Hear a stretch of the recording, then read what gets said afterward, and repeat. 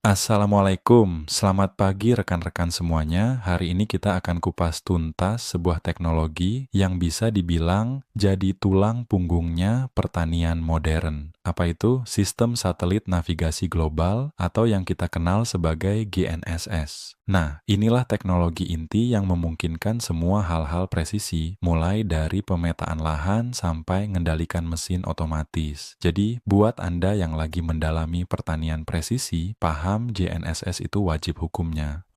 Oke, ini dia agenda kita. Kita akan mulai dari pertanyaan paling dasar. Kenapa sih pertanian butuh lokasi yang presisi? Terus kita akan bedah gimana caranya satelit di atas sana bisa tahu posisi kita. Nggak cuma itu, kita juga akan ungkap kenapa sinyalnya kadang bisa salah.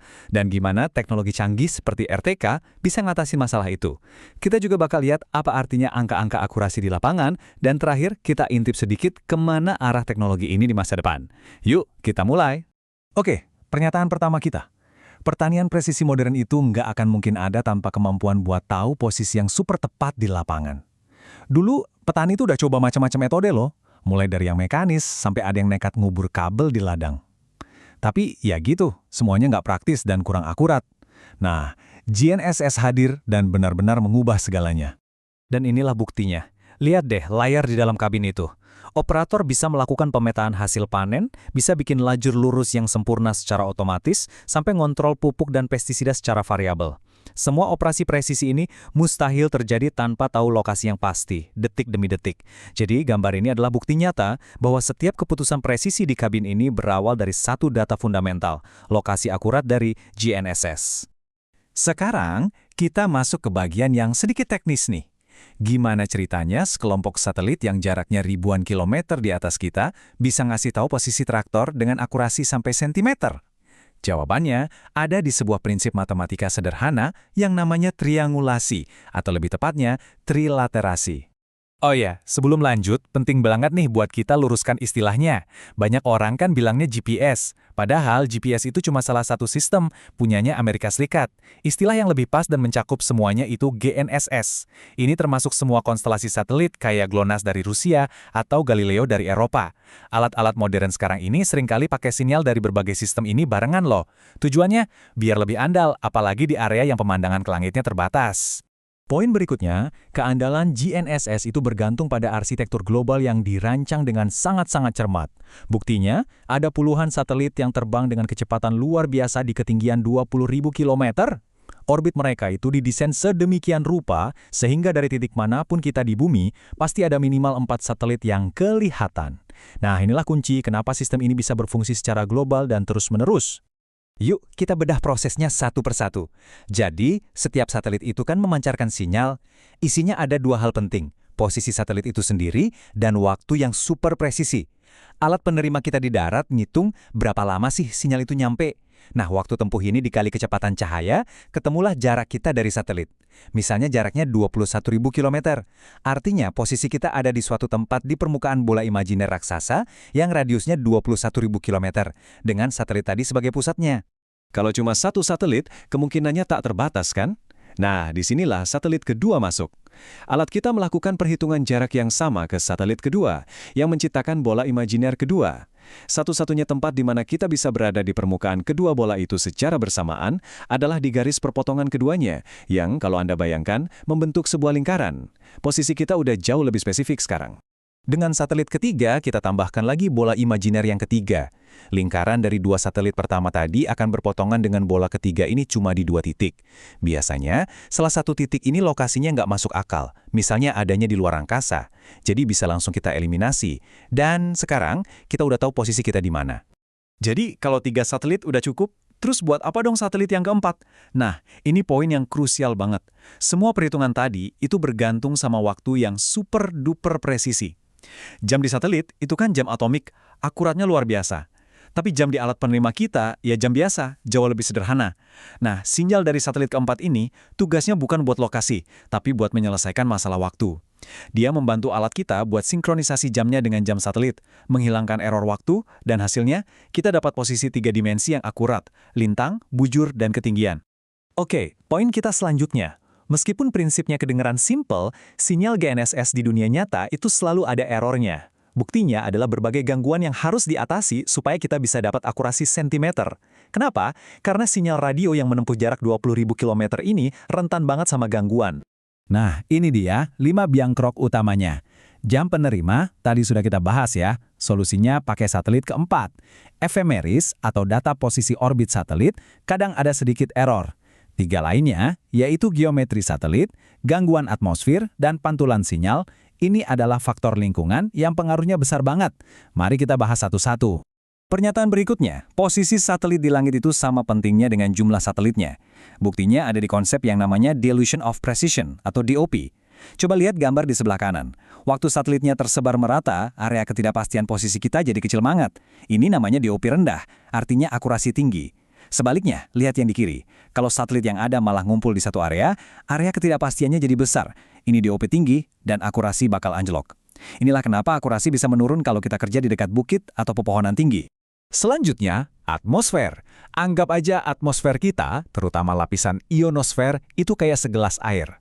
Sama kayak cahaya yang dibelokkan pas masuk ke air, sinyal radio dari satelit juga dibelokkan dan diperlambat waktu melewatinya.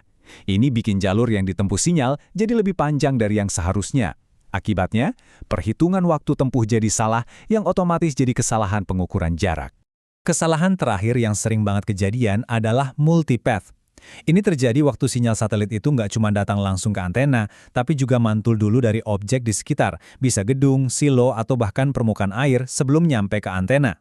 Jadi penerima kita nerima sinyal asli, terus persekian detik kemudian nerima gemanya.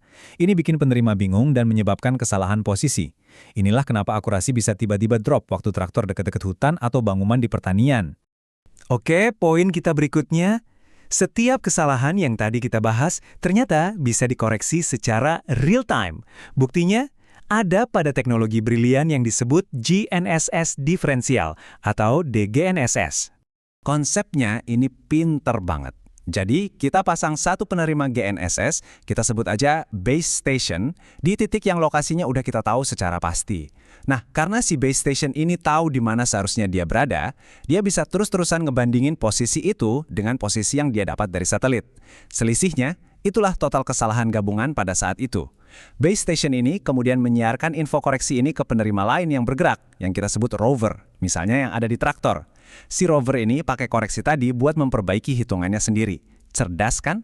Dan rajanya DGNSS ini adalah Real-Time Kinematic atau RTK. Kalau DGNSS biasa itu mengoreksi error pada kode digital yang disiarkan satelit, RTK ini lebih canggih lagi. Dia menganalisis gelombang pembawa dari sinyal radio itu sendiri. Dengan ngitung jumlah gelombang antara satelit dan penerima, RTK bisa mencapai tingkat presisi yang luar biasa, seringkali sampai sekitar 2 cm. Inilah teknologi yang memungkinkan kita, misalnya, menanam dengan presisi yang sempurna. Tentu saja, ada berbagai cara buat dapetin sinyal koreksi ini. Ada WAAS, ini sistem gratis berbasis satelit dengan akurasi di bawah 1 meter. Cukuplah buat pemetaan hasil panen atau nyemprot pupuk cair. Tapi untuk presisi tertinggi, pilihannya ya RTK. Ada RTK lokal yang pakai base station sendiri, ada juga RTK jaringan yang langganan ke penyedia layanan lewat sinyal seluler. Jadi pilihannya antara WAAS dan RTK itu tergantung banget sama kerjaan Anda. Butuh pemetaan umum aja atau perlu menanam benih dengan jarak antar baris yang sempurna. Pernyataan berikutnya, angka akurasi di brosur itu bisa menipu kalau kita nggak paham konteksnya. Yuk kita bedah apa sih artinya akurasi 2 cm di dunia nyata, karena ini poin penting yang sering bikin bingung para pengguna. Pertama, kita harus bisa bedain antara akurasi absolut dan relatif. Akurasi absolut itu artinya seberapa dekat posisi Anda dengan koordinat aslinya di planet bumi. Ini penting banget kalau Anda mau balik lagi ke titik yang sama tahun depan, atau kalau ada beberapa mesin yang kerja di ladang yang sama. Nah, kalau akurasi relatif, ini soal konsistensi dari satu lajur ke lajur berikutnya. Ini yang penting buat pemanduan, biar nggak ada tumpang tindih atau celah pas nyemprot atau nanam. Perbedaan ini juga ada hubungannya sama waktu. Ada yang namanya akurasi pass-to-pass. Ini adalah ukuran akurasi relatif dalam waktu singkat, biasanya sekitar 15 menit. Inilah yang paling relevan buat pemanduan otomatis. Terus ada akurasi jangka panjang atau repeatability. Ini kemampuan sistem buat balik lagi ke titik yang sama setelah berjam-jam, berhari-hari, bahkan bertahun-tahun kemudian. Ini pada dasarnya adalah ukuran dari akurasi absolut sistem itu. Dengan teknologi RTK, kita itu sebenarnya sudah mencapai batas praktis dari akurasi. Jadi abis ini apa lagi? Nah, fokus inovasi sekarang ini udah bergeser, bukan lagi sekedar ngejar akurasi yang lebih tinggi, tapi ke aspek-aspek lain yang nggak kalah pentingnya. Masa depan GNSS itu bukan lagi soal akurasi, tapi soal 4 pilar utama. Pertama, keandalan, gimana caranya ngirim sinyal koreksi ke area yang lebih terpencil. Kedua, kecepatan, gimana caranya alat Anda siap kerja dalam hitungan detik aja. Ketiga, efisiensi dengan perangkat yang lebih kecil dan hemat daya. Dan yang keempat, ketangguhan, dengan sinyal-sinyal baru yang bisa nembus kanopi pohon atau lingkungan sulit lainnya. Oke, sebagai penutup, saya mau kasih satu pertanyaan buat kita renungkan bareng-bareng. Teknologi GNSS ini kan pada dasarnya sudah memecahkan masalah di mana. Kita sekarang bisa tahu lokasi dengan presisi yang luar biasa. Pertanyaannya sekarang bergeser dari di mana menjadi apa dan mengapa. Dengan data lokasi yang akurat, tantangan besar berikutnya adalah gimana kita mengintegrasikan data ini dengan data sensor lain untuk membuat keputusan agronomi yang lebih cerdas di setiap jengkal lahan kita. Terima kasih.